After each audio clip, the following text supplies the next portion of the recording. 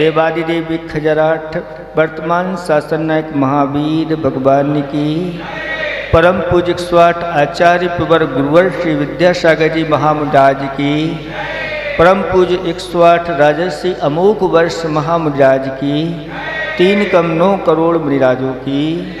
बोले परम पूज्य मुनि श्री विमल सागर जी महाराज की, समस्त मुनि संघ की। धर्म स्नेही भव्यात्माओं, दूसरे नंबर का प्रश्न चल रहा है। श्लोक नंबर 3 दूसरे नंबर का प्रश्न है कि संसार में हेय क्या है। तो उत्तर दिया गया कि अकार्यम,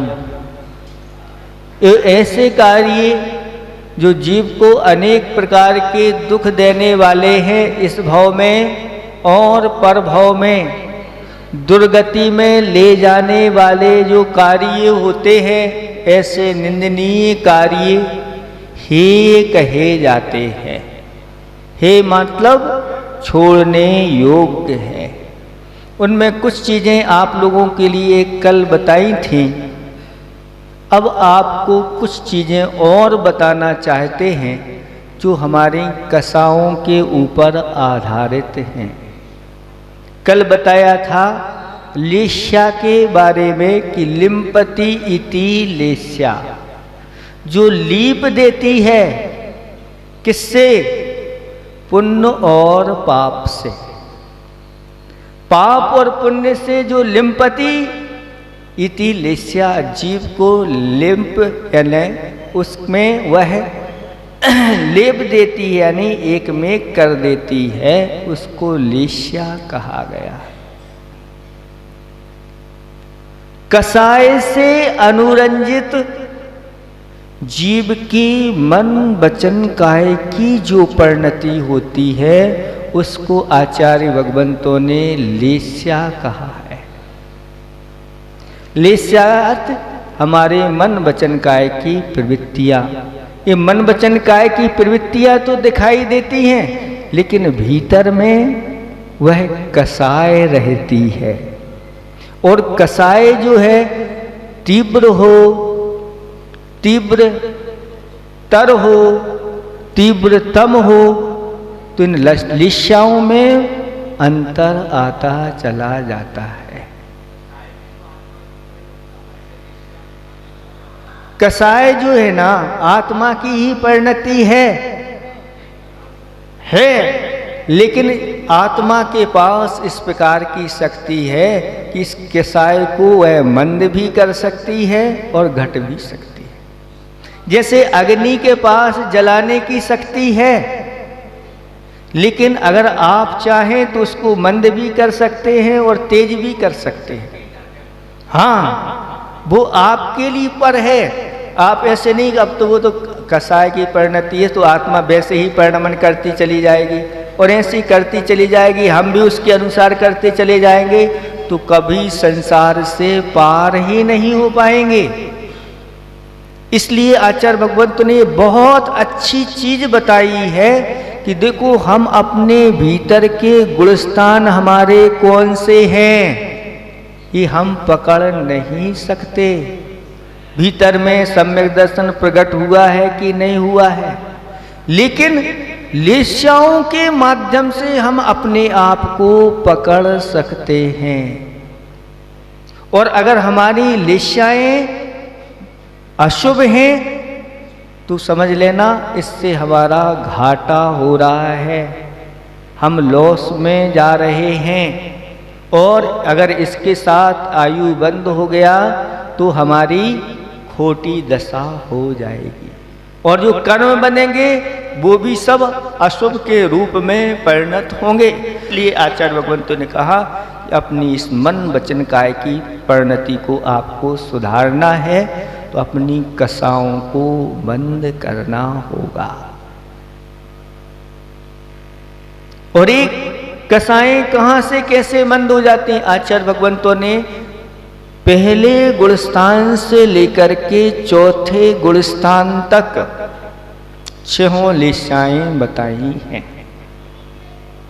पहले मिथ्यात्व गुणस्थान से लेकर के चतुर्थ गुणस्थान असंयम सम्यक दृष्टि तक 6 लिस्याएं। मतलब प्रथम गुणस्थान वर्ती कोई जीव है वह भी शुक्ल लिस्या में परिणत हो सकता है। वो कैसे हो सकता है? तो हमारे आचार्य भगवंतों ने उदाहरण दिया कि एक मुनिराज हैं। मुनिराज कैसे हैं? 28 मूल गुण के धारी हैं।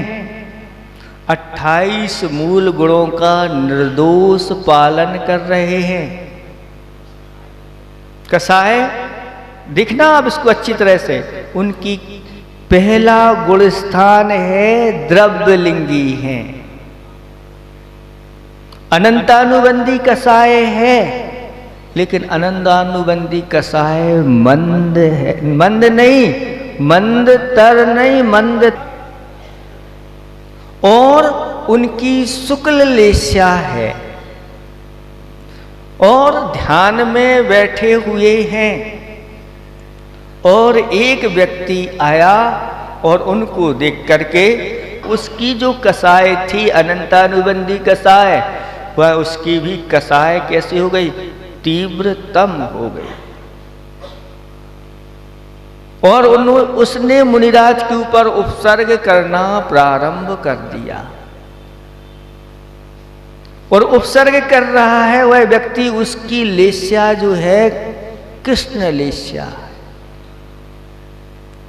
क्योंकि देव शास्त्र गुरु के निमित्त जो भी बैर आदि भाव किए जाते हैं, उनके प्रति जो भी असभ्यता का व्यवहार किया जाता है, जो भी उनके प्रति मात्सर्य देश आदि भाव किए जाते हैं, उपसर्ग आदि किए जाते हैं, ये ऐसे ही लेस्याओं में परिणमन करा देते हैं।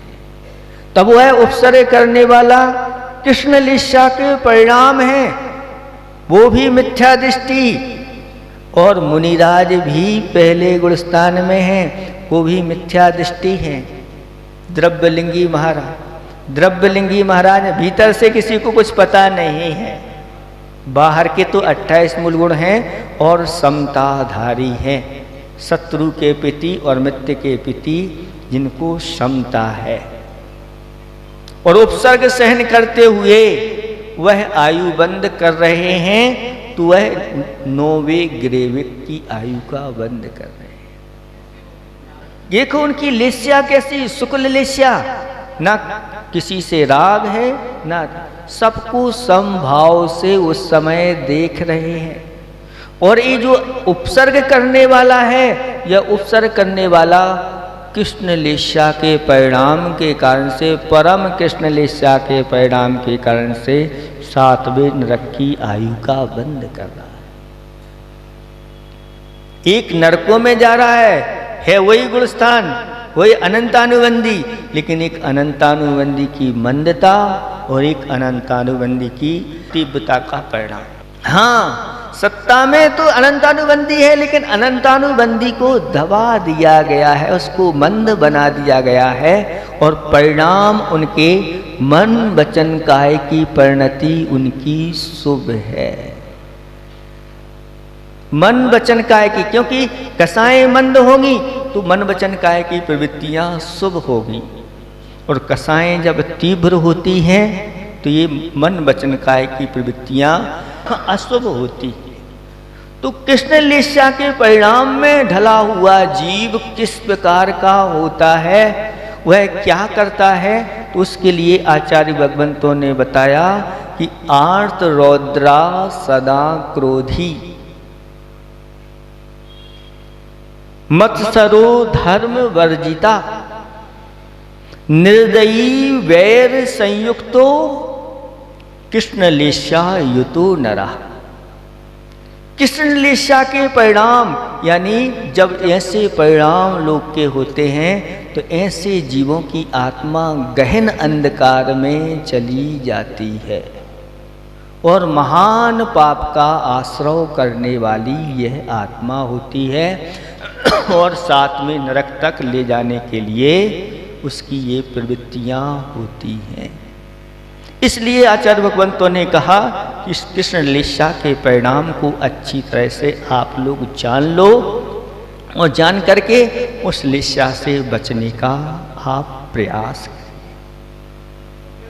सम्यक दर्शन, कोई सम्यक दृष्टि है, उसकी भी कृष्ण लीला हो सकती है, लेकिन उसकी कृष्ण लीला सम्यक दर्शन के साथ है तो उसकी कृष्ण लीला उसके लिए दुर्गति में नहीं ले जाएगी। इतना और ध्यान रखना। हाँ, लेकिन उसके लिए जब आयु बंद करेगा वह, तो आयु बंद के समय वह उसकी लीला शुभ हो जाएगी, कापुत भी नहीं। क्योंकि आचार्य भगवंतों ने कहा सम्यक के साथ जो आयु बंद होता है वह स्वर्गों की आयु का ही बंद होता है। ये तत्वार्थ सम्यक्त्वम छः ऐसा कहा है। अब सम्यक दृष्टि है तो जिस समय वह कृष्ण लीला के परिणाम में ढला हुआ है उस समय उसकी कौन सी कसाय का उदय है, तो उसकी अनंतानुबंधी उदय में नहीं है, अप्रत्याख्यान कसाय का उसका उदय है। और अप्रत्याख्यान कसाय के उदय में वह जो भी क्रोध करेगा वह क्रोध उसका ऐसा नहीं होगा कि उसको नरकों में ले जाए। कृष्ण होते हुए भी देखिए ये लीला के परिणाम आचार्य भगवंतों ने कहा कि असंख्यात जीव हैं तो इनके असंख्यात भेदों भेद भी हो जाते हैं। इसकी अगर मंदता हो जाए और इसकी अगर तीव्रता हो जाए तो मंदता में तो शुभ परिणाम हो जाते हैं और तीव्रता में अशुभ परिणाम हो जाते हैं। तो वो ऐसे काम नहीं करेगा। अब इस चीज को समझो आप, वो ऐसे काम नहीं करेगा। अगर वो कर रहा है तो उसकी नीचे आ जाएगा और इस प्रकार की परिणति हो जाएगी। वो दूसरे प्रकार की उसकी कृष्ण लीला उसके अंतर्गत जो होगी वो लीला के उसके परिणाम होंगे। उसके क्रोध में और इसके क्रोध में अंतर रहेगा। वो देवसात गुरु का भक्त है तो देवसात गुरु के ऊपर क्रोध नहीं करेगा, वो अपने कुटुंब आदि के ऊपर क्रोध कर सकता। जैसे चक्रवर्ती ने चला दिया, सम्यक दृष्टि था कि नहीं? सम्यक दृष्टि था और क्रोध था, उसका क्रोध तीव्र था कि मंद था, उसके मन वचन काय की प्रवृत्तियां शुभ थी कि अशुभ थी। भरत चक्रवर्ती उदाहरण आपके सामने है, छायक सम्यक दृष्टि है। अब आप विचार करिए तो सबके पास होती है ये लीला। यहाँ तक कि छठे गुणस्थान में भी आचार्य भगवंतों ने षडपी लीला कहा है। एक मत के अनुसार, दो मत हैं उसमें कि पंचम गुणस्थान से तो शुभ लीलाएं होती हैं, 3 लिप्स लीला, लेकिन कभी कभार इस प्रकार की अशुभ लीला भी उनकी देखी जाती है। दीपान मुनि की भी है, लेकिन दीपान मुनि ने जो किया वो भावलिंगी मुनिराज थे। संजलन की जब तीव्रता पहुंची तो क्रोध हो गया। भावलिंगी के ही वह पुतला निकला था, इतना ध्यान रखना। लेकिन उस पुतले के निकलने से उनका पतन हो गया, वो नीचे हो गए, मिथ्यात आदि गुणस्थानों में चले गए। तो इसको अभी अच्छी तरह से हम समझाते चले जा रहे हैं। अभी अपन को इनको कहाँ पर कैसे लगाना, दोनों प्रकार से है। पहले गुणस्थान से लेकर के छठवीं तक तो 6 लीलाएं कोई भी लीला हो सकती है जीव की।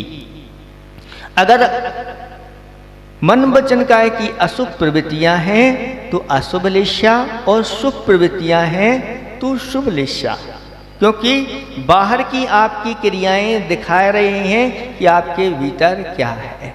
लेकिन कई बार ऐसा भी हो जाता है कि भीतर तो गड़बड़ है और बाहर अच्छा दिखाई दे रहा है ना। तो ये कहलाती है जैसे मायाचारी। तो मायाचारी के माध्यम से बाहर से तो वह अच्छा दिखाई देता है, लेकिन भीतर में किसी न किसी प्रकार से वह कपट को धारण करने, ये परिणति इनको पकड़ नहीं सकते। लेकिन मोटे स्थूल रूप में हमें पकड़ना है कि जो व्यक्ति आर्त ध्यान और रोध ध्यान में डूबा रहता है, मतलब अधिकतर ये करता रहता है, उसका स्वभाव ही बन गया है आर्त ध्यान करना और रोध ध्यान करना। अब आर्त ध्यान जो है ना, अनंतानुबंधी संबंधी भी हो सकता है, और अप्रत्याख्यान संबंधी भी हो सकता है, प्रत्याख्यान संबंधी भी हो सकता है और संजलन संबंधी भी हो सकता है।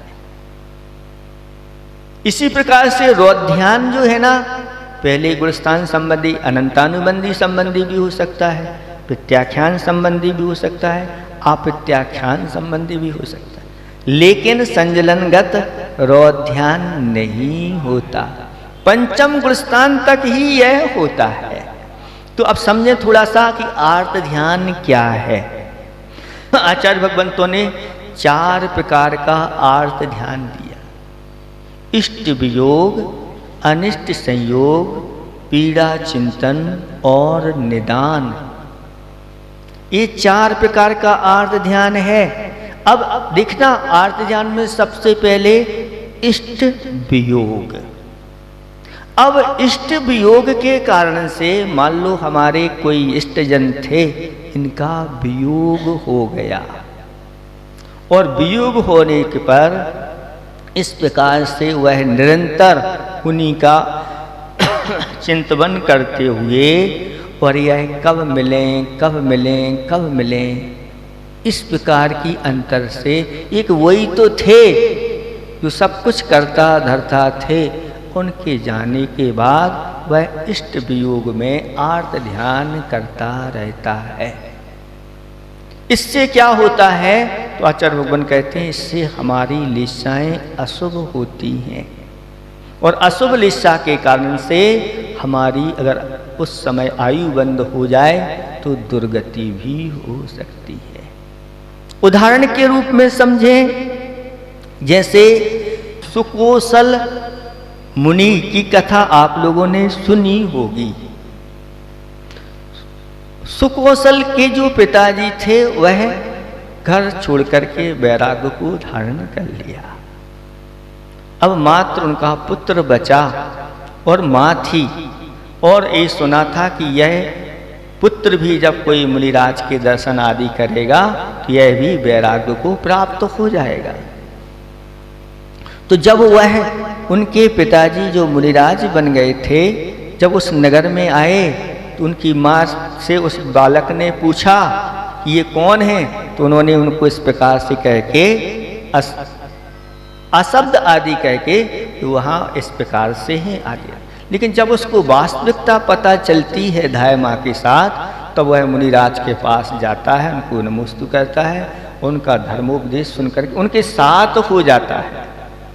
तो वह सुकोसल भी मुनिराज बन जाते हैं, और यह जो माँ थी अब पुत्र के वियोग में निरंतर वह इष्ट वियोग नाम का आर्त ध्यान करती रहती होती।